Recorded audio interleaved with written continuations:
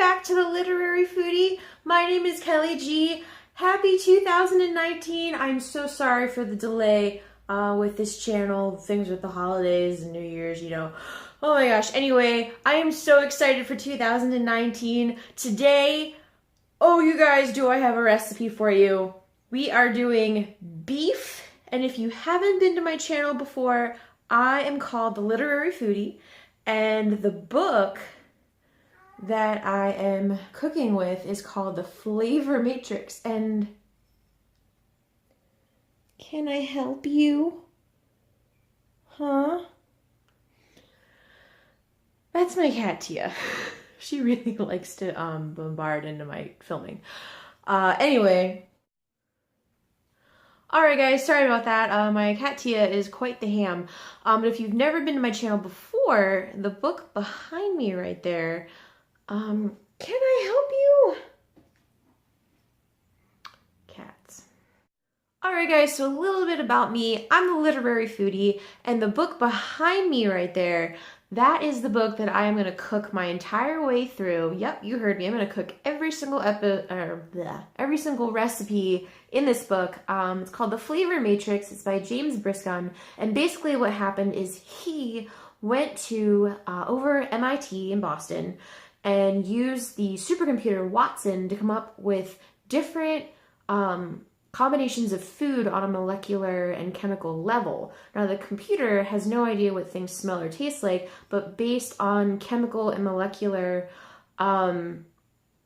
things, the computer was able to come up with pairings that I've never heard of, and they've certainly been quite interesting. Check out my other episodes.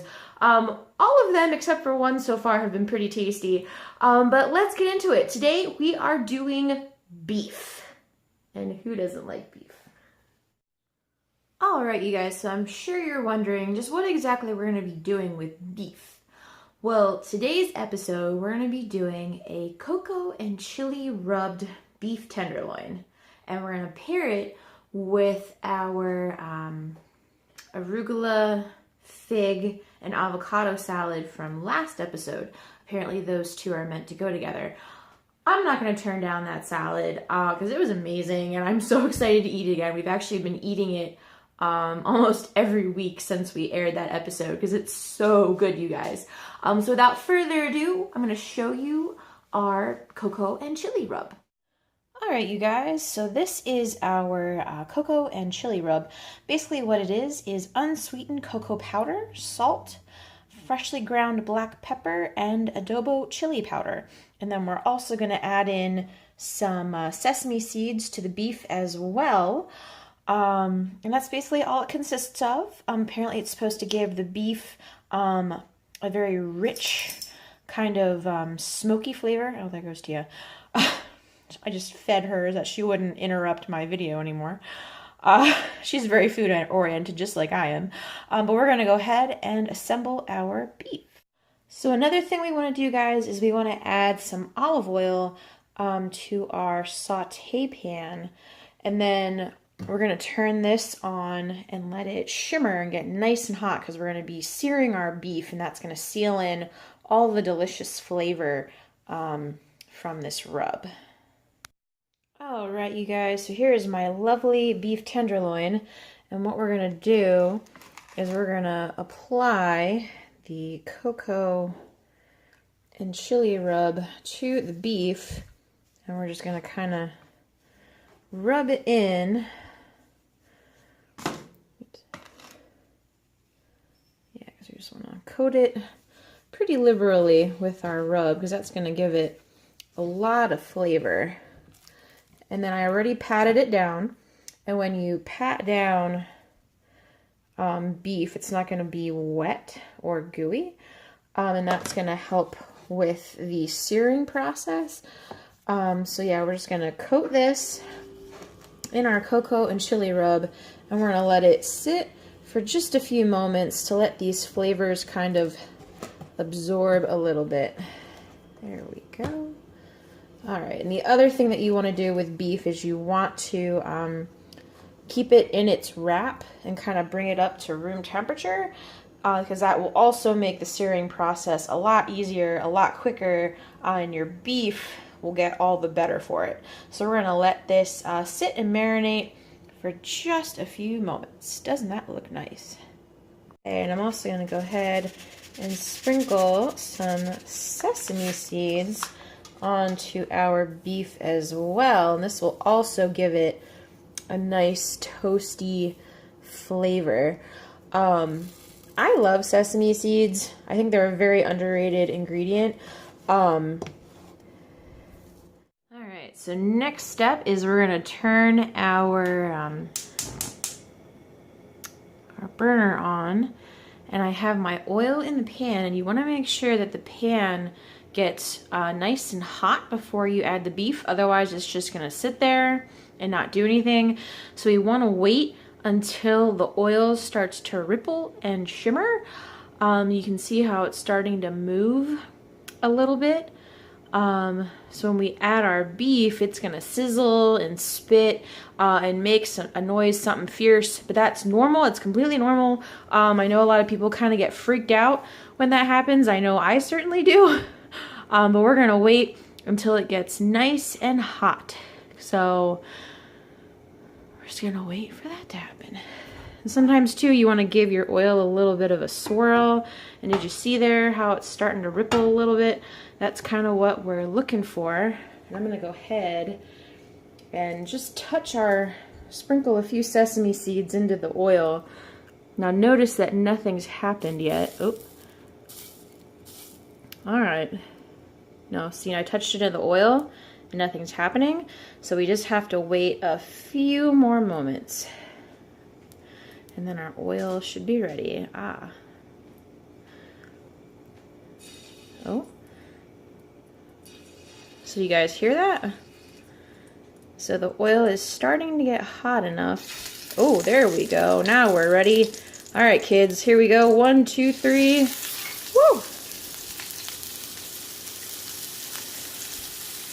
And now we're just gonna let this beef cook. About 4 minutes on each side, depending on how done we want our beef. All right, guys, it's been another minute. I'm gonna go ahead and flip this beef so that you can see what a good piece of beef looks like when it's seared. Now, I know that that looks really burnt and really charred, but that's what we want. That's what we want from our beef. Because that is going to seal in all of those beautiful juices and all of that flavor. And we're going to sear it on the other side for another 4 minutes as well. Alright, you guys, so our beef is just about done. Not quite as squishy as it was, but because when you take beef off of the heat, it will still cook. Just going to give it one more toss. Notice how beautiful and like rich brown it is. That's called the crust. That's called the sear. That's what we want. So let me go ahead and transfer it onto the plate. There we go. And then we're going to let this kind of rest. And I'm going to cover it with a bowl. That way it stays kind of warm in there. And then we'll see how it came out. Okay, you guys, so our beef has been resting for about 6 minutes. I'm gonna go ahead and cut it up and see what we've got. Oh, look at that. Perfect. See, look at that. Nice and pink, not too pink, just right.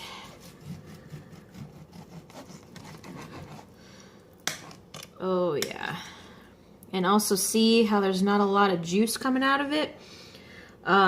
So given the fact that we let the meat rest, all of the juice is back inside of the meat, and that's what we want.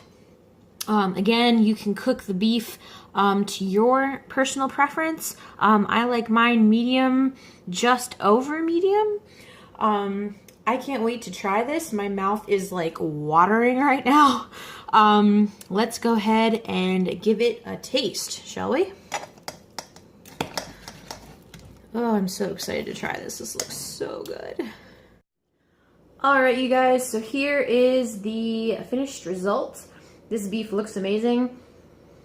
Oh, it smells amazing. Like, you can definitely smell the cocoa, but it has kind of like a toasty, like, I want to say like bonfire note, is as weird as that may sound.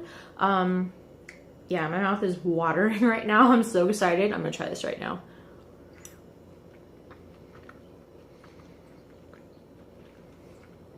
Oh my god, you guys. So you do get the kick from the adobo chili.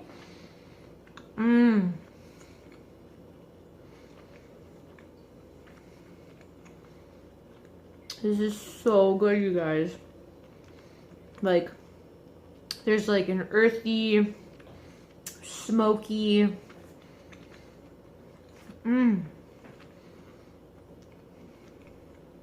just savory component to this. Oh my god. This is probably one of the best recipes I've tasted thus far. Like, I can't even. This is so good. I can't wait to eat it with salad. Or I might just eat the beef by myself. But seriously, you guys, this is de-freaking-licious. Yeah. Okay, you guys, here it is, the finished salad. Oh my gosh, you guys, doesn't that look so good? Yeah, like, my mouth was watering for the beef earlier, and it's so delicious. Oh, see, I'm a camera guy. So I'm gonna go ahead and try the salad now. So again, I used the same stuff from the previous episode where I did the avocado and cocoa and chili rub with the fig vinaigrette. I'm now gonna go ahead and kind of like mix it all up. You can use baby arugula, spinach, and whatnot, whatever greens you prefer. But I'm gonna go ahead and try to snag a little bit of everything. This is a huge honking mouthful, but you know what? I'm hungry. It's dinner time. It's time to eat.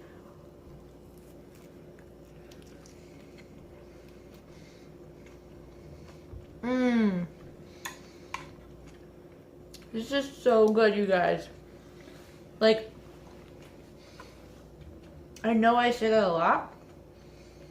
The cool thing with this dish, yeah, I'm sorry, you can serve this with or without the beef, and you have like a vegetarian meal or a vegan meal even. Like, the beef just plays off the avocado. Like, like beefy on smoky. Like, this is a meal that you could whip together really, really fast on the weekends or the weekdays even. And you can gussy this up all you want.